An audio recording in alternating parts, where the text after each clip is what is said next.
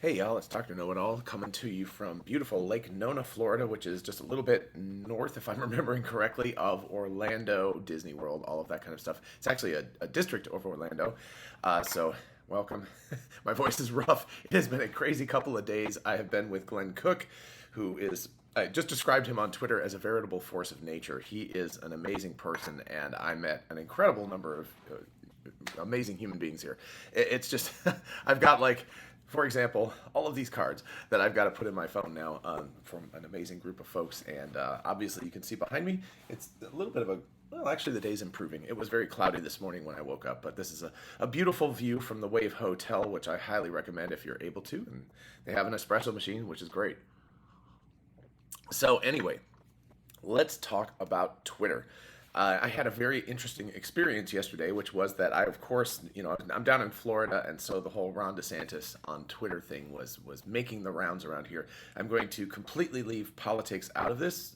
I have my own personal opinions about him personally and all of that kind of stuff. But what I really want to talk about here is the effect on mainstream media of what happened last night. So if you happen to be living under a rock, or if you live in another country and don't care about American politics, and I completely forgive you for that because American politics is just gross.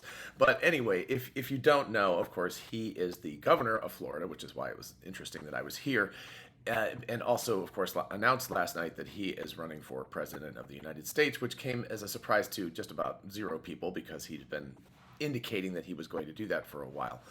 But the interesting part about that is, of course, that normally what happens when somebody announces their presidency, at least in the US, or their run for presidency, is that they'll do a carefully controlled announced speech. They will go someplace like he might have done it in Orlando, for example. He could have gone to some sort of convention center.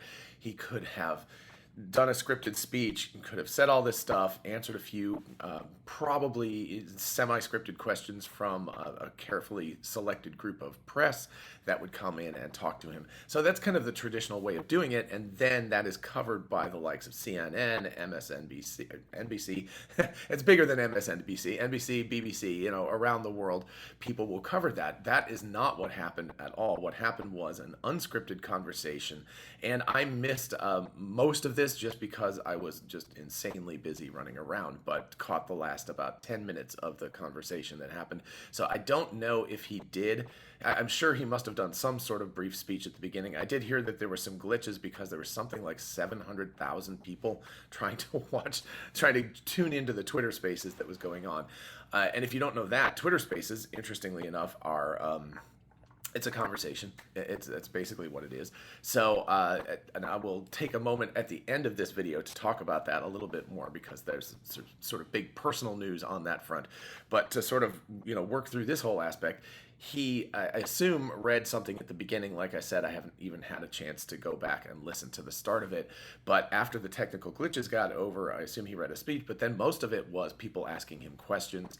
David Sachs was co-host of it. I believe that at the beginning, Elon Musk was like host, but that was part of the problem, was that he was just too popular. So anyway, technical glitches aside, what this indicates is that the traditional way of announcing for the presidency, and I assume running for the presidency at this point, is going to be going out the window. This is something that has been a carefully honed strategy since at least John F. Kennedy. He was very good in the 1960 election, so it would have been 1959, 1960, about utilizing press, about utilizing mainstream media, and creating a sort of aura around him, and that was kind of his thing. Everybody called it Camelot, even though there was a lot of kind of not so great stuff happening under the hood. His public persona at the time was extremely, extremely clean, and he was very photogenic and very media friendly, all of that kind of stuff. But that was in that sort of sense. But that's also been 60 something years ago, right? 63 years ago at this point. So that seems like that paradigm that's been in place since before I was born, and since before most of you probably were born, or at least were old enough to remember all of this stuff, looks like it might be getting blown up. And it's got to be absolutely terrifying to mainstream media networks. I can't imagine the likes of everything from left to right, all the way from Fox News, all the way through centric sort of media outlets to left-leaning media outlets. These traditional media outlets have got to realize that the writing is kind of on the wall. And this is part of Elon Musk's strategy. When he said he was going to buy Twitter, he literally meant he was going to be doing that to create a platform where people could talk and have a conversation. So number one of this, the huge changeover of this is that people are tuning in to Twitter to get news rather than tuning into mainstream media. I can't even. I've got a really nice, like probably 65, 75 inch TV in this hotel room, which I never even bothered to turn on. I don't even know how to turn it on, right? I mean, I assume there's a remote, so it wouldn't be that difficult. But it's one of those things where it's like the screen that matters to me is my phone or my computer because I have access to Twitter. I haven't watched any kind of broadcast type news show in at least half a decade. I have no idea. So the people who are still watching that type of media are more than likely older. I think that's the demographic that it skews to, and I know there's some irony because my YouTube, at least, audience tends to be older as well. But the way this is all working is that the audience that is interested in that type of media is going away. It's kind of my parents' generation more than my generation, and certainly kids younger than me probably don't even really understand that there is broadcast media, because anybody who's done cable cutting a long time ago, their parents probably did that, and they just grew up not having access to standard fare like that and not really caring about it. So anyway, that's the one aspect of it, and it has to be absolutely utterly terrifying to these mainstream media companies because it is a death knell. It's the end of the way that they've done media since before I was born, like I said, and that is we'll see what happens with that, but I think that they're going to become more and more irrelevant over time. What's going to happen instead is that applications like Twitter, and perhaps if Elon Musk gets his way, it will be Twitter, that will be the thing, but that is going to be where people get their news. I believe that's already pretty much the way it is, and that's why Elon spent $44 billion buying this what was a dumpster fire, as it turned out, when you get into the internals of it. But anyway, he spent that money to try to create, or to try to like latch onto a platform that was working at least as a town hall in a kind of prototypical way, and that is what he's been really, really pushing towards, creating that situation with Twitter, or X Corporation now.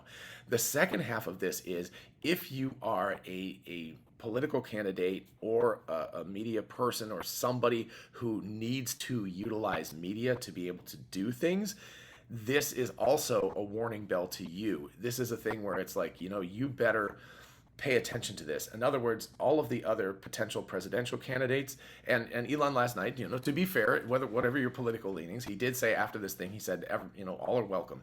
And I assume that is all serious candidates, because of course I could be like, yeah, I'll run for president, and please interview me on Spaces. I think that there would have to be some sort of bar where there would have to be a certain number of votes or reasonable interest that you look like a reasonable candidate.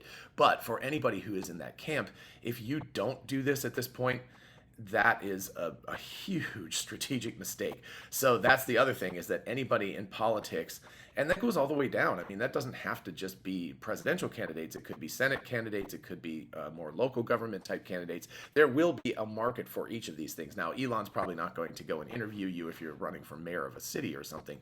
But what you'll get is you'll get access to a core group of people who are really interested in what you're talking about, and that will be amazingly cool stuff. So that's the second aspect of this. And then the third aspect of this, which is interesting, and whatever your political leanings, you got to give Ron DeSantis some credit for this, is the just rapid fire, like answering questions that you don't know what's coming up. You actually have an audience that is talking to you, and that is it's probably terrifying to a lot of people that want to just have something carefully scripted, carefully controlled. Probably the media people so there's like two things going on. There's the media folks that are with these political candidates, and just to mention somebody on the more medium or in between middle part of the road, although he's considered a conspiracy theorist by a lot, would be Robert F. Kennedy Jr. And then, of course, you've got Biden, Harris, other potential presidential candidates on the more left-hand side. But for those folks, their media people have got to be like, oh gosh, is my candidate going to show well with actual real questions from real audience members rather than everything being carefully scripted and arranged, all of that kind of stuff. So that'll be a really interesting aspect of this too. This is going to potentially, cross my fingers, bring up a new like sort of age group of candidates. I think what we've seen in U.S. politics lately, and it looks like in a lot of global politics, is there's a gerontocracy. There's like a lot of very, very elderly people who are running for government right now. And I personally believe that that's very unfortunate. Not that there's any, if you want to run. But I think that that the world is in a situation where it's changing very rapidly. And having somebody who's more kind of with it of the changes and more flexible, more younger, younger than me.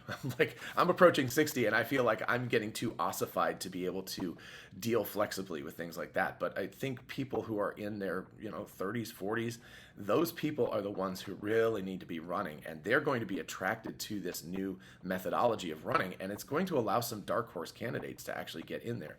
So all of these things together, number one, mainstream media has got to be quaking in their boots that this was actually as successful as it was. And I saw a bunch of headlines from mainstream media talking about how bad it was. More than likely because there's a self-interest in doing something like that. But then as a candidate, you better be ready to do this stuff, and candidates hopefully will start to change from the candidates that we are currently having for major offices to a younger generation of candidates. That would be a huge advantage for at least American politics, and I have a feeling a lot of other people in a lot of other countries also wish that their leaders would probably move down a little bit in the age range for something like that. Okay. On to personal news.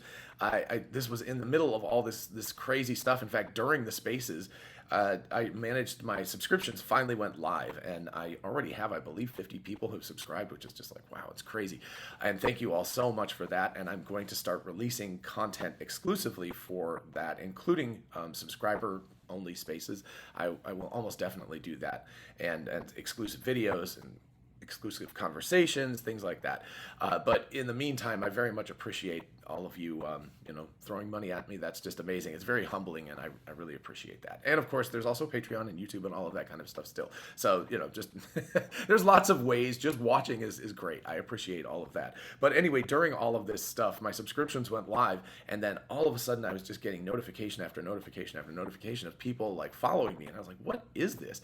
And then I looked in, and sure enough, Elon Musk had subscribed to me, which is also an amazing personal news. And I really do appreciate that. So thank you, Elon, because I know you watch all of my videos very, very carefully. So anyway, thank you. I'm going to post this video to Twitter exclusively for a period of time, a couple of hours before I post it to YouTube. And like I said, I will be doing some exclusive videos that will be on Twitter subscription only.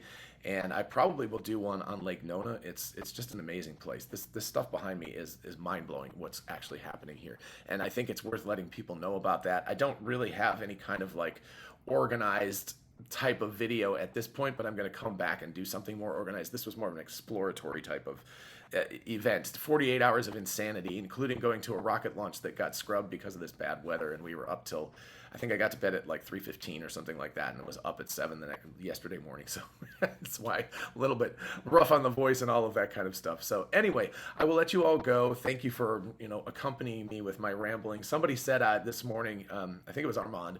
He said I'm a ADD whirlwind, and I was like, yeah, that describes me pretty well. So even I get tired sometimes. But all right, everybody have a lovely day. Let me know what you think about this Twitter and politics thing. It certainly has got to make Elon very, very happy, because this is exactly the kind of thing he wanted. And again, I know I'm going to get like comments like, oh, how could you say anything about Ron DeSantis, or how could you say anything about Kamala Harris, or whatever. That wasn't the point of this. The point is not what your politics are, left, right, center, or something. It's the point is that we're looking at a paradigm shift right now, and it is very, very cool that that's happening. So definitely let me know what you think in the comments, either on Twitter or YouTube, and we will talk later. I will. I have a big important meeting at 9 o'clock, and then I'm gonna be on the road and going back home again. So it'll be nice to be back home and see everybody. Alrighty, bye bye.